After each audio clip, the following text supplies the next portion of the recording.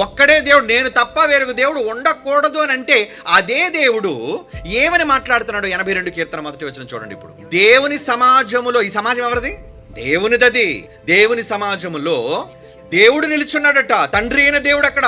అంటే దేవుని సమాజంలో దేవుడు నిలుచున్నాడు. దైవముల మధ్య ఆయన తీర్పు తీర్చుచున్నాడు. ఈ దైవములు ఎవరు?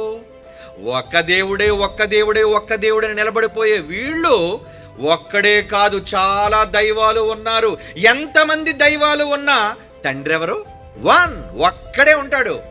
తండ్రి అయిన దేవుడు ఎప్పుడు నంబర్ 1 ఆయన. అందుకే సుప్రీం.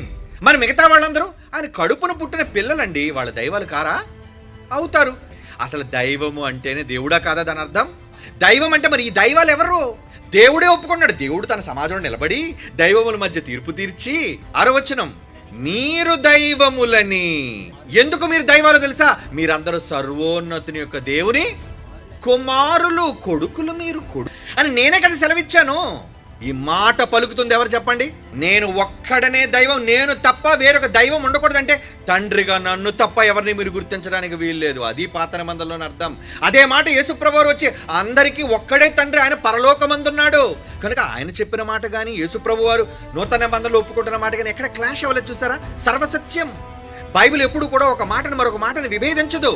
ఒక్క దేవుడే మనకు వేరో దేవుడు ఉండకూడదు అని అంటే ఇక్కడ మాట్లాడుతున్న దైవాలు ఎవరో? ఆయన పిల్లలైన వారు దైవాలు.